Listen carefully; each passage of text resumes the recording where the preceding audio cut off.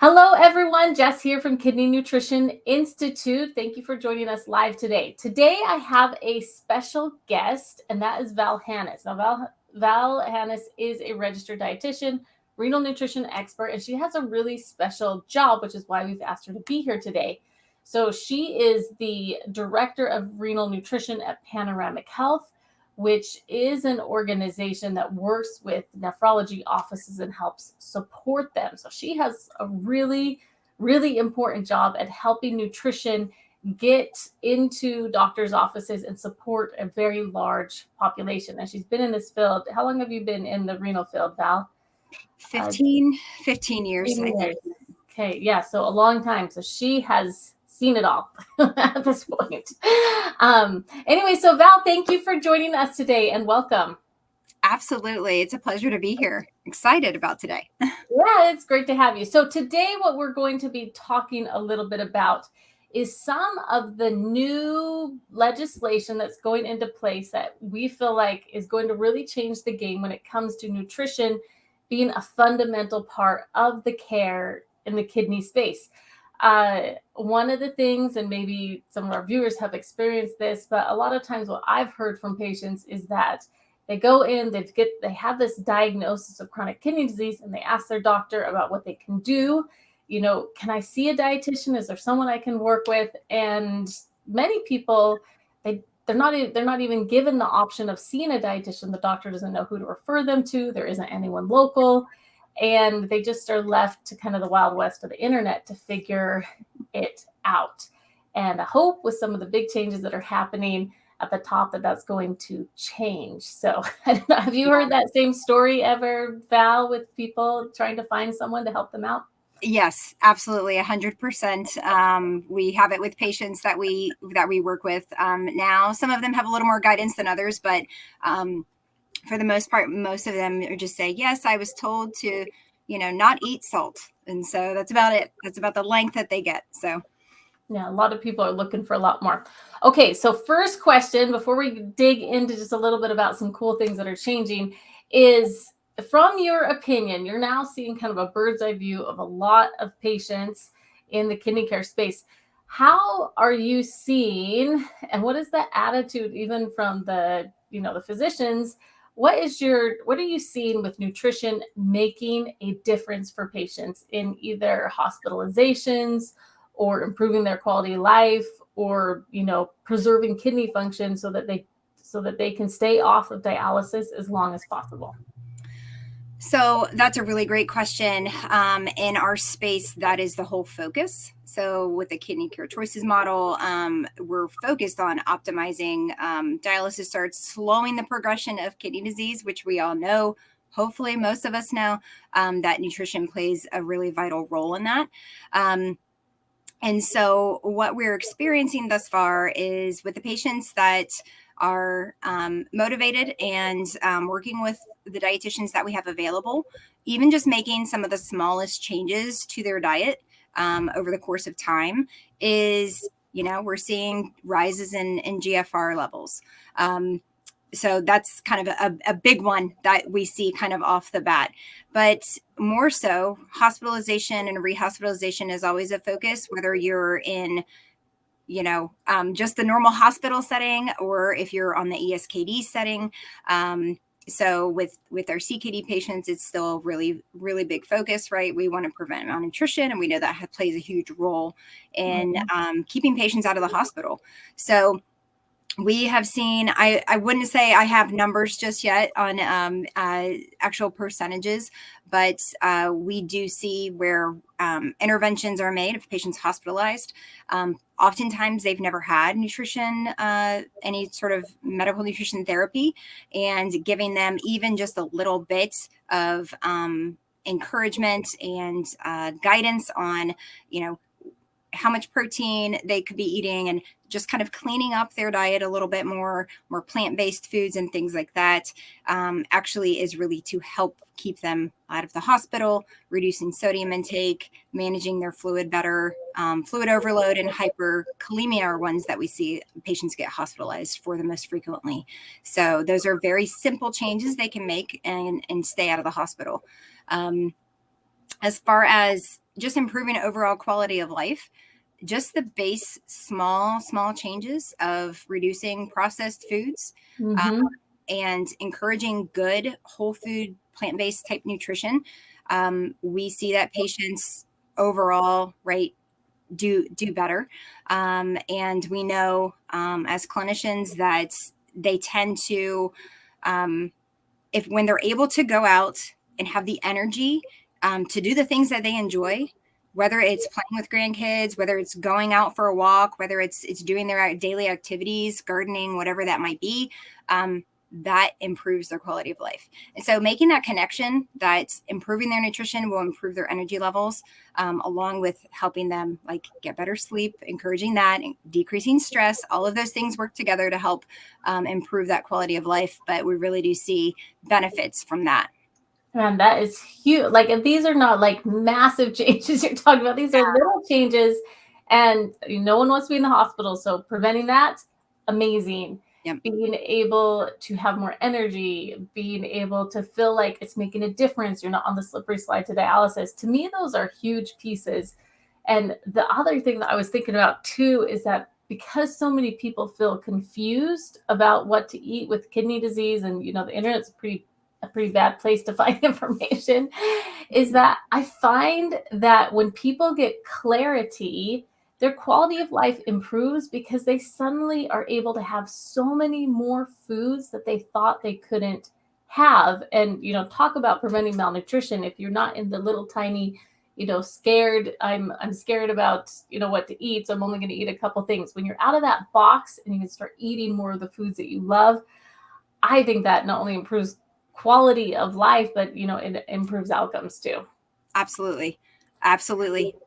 Okay, so tell me, you're in a really really cool place to see some changes in the legislation. Tell us just a little bit about what was some of the big legislation shifts, the reimbursement shifts that are coming to doctors and nephrologists that potentially could impact nutrition becoming a much higher priority than it has been in the past. Yeah. I mentioned before the Kidney Care Choices model. So that is the model that CMS has put together. For those who maybe have been in the ESKD setting, there is a similar type of model. It's a QIP, or quality incentive type program. This is very different in the fact that all of the benefits is about slowing the progression of kidney disease, having optimal dialysis starts, and preventing those hospitalizations and those types of things. But the key is to be able to provide as much service and value in care that we can to patients to accomplish those things. So to reduce the hospitalizations. So there is a lot more kind of like wiggle room in the value-based care space to be able to help provide patients and link them to additional resources that perhaps you couldn't do for patients who are on dialysis because of limitations there, or for patients who aren't within that model. So with these types of models, they get evaluated, and if there's success, which we're seeing success, right? When there's success behind it, then oftentimes those get rolled out and into bigger programs that then are available for all patients, right? The Kidney Care Choices model right now is for the Medicare patients. That's the base group that I consider them kind of like the test pilot area. So we're testing this out. Let's make sure this is of true value for the patients, and we see that it's a win-win. It's a win-win for the physicians, and it's a win for the patients because they're getting more resources. They're getting a whole care team at their fingertips, and that will change, right, things into more preventative, which is what I think all of us want to see, and where nutrition is at the forefront, and where nutrition is going to make the biggest impact. That's amazing. So, I mean, historically, without getting into the nitty gritty, historically, the model of people that were getting paid to help people with kidney disease, doctors are paid by Medicare, doctors are paid by insurance companies, et cetera, and organizations that support doctors. In some of the old legislation, really unintentionally, it was incentivizing dialysis more or less. And so Right. a lot of the model, and this is how I think patients have felt too, is it's just like, hey, we'll help you as soon as you get close to dialysis. But if you want to prevent going on dialysis, we'll just follow you. We don't really have things. And the new KCC, this Kidney Care Choices, which is a reimbursement model for Medicare, it is changing it so that there is so much more incentive for doctors. And that means that all the people that support them, right? The practice managers, just everyone, the whole system now turns their head and they say, hey, we need to do everything we can to help patients not be on dialysis, which is what patients want anyway. So like to your point, it's just a win-win for every single person. It's something that's been long overdue, and I think it's pretty exciting. Yeah. So what do you think is going to happen? I don't know. Maybe this is, what do you think is going to happen? This legislation's gone into place. Of course, Medicare kind of does this test pilot, but I still feel like it filters into everything, all of the care. So tell me just a little bit how you think that's going to change things for a kidney patient. What are they going to see that they maybe wouldn't have seen 5 years ago? I think as this progresses, right, in the very beginning stages, we're still up against, like you just mentioned, that kind of old fee for service. Well, I don't want to touch that yet. I don't want to scare the patient off dialysis. I don't want to mention dialysis yet. I think we're going to see patients educated at an earlier stage. We're going to see patients who have seen a dietitian. My hope is very, very early on.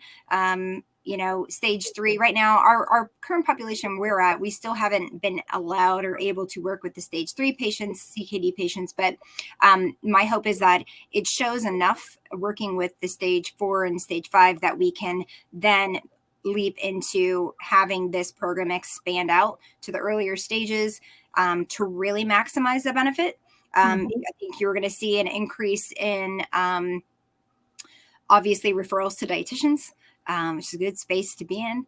I think you'll see an increase in the utilization of plant-based diet, obviously to get that low protein intake, even perhaps the very low protein with like keto analogs, a kind of a bit of a keto kind of twist on it. I know you've seen that as well, just to get their calories in and that type of thing.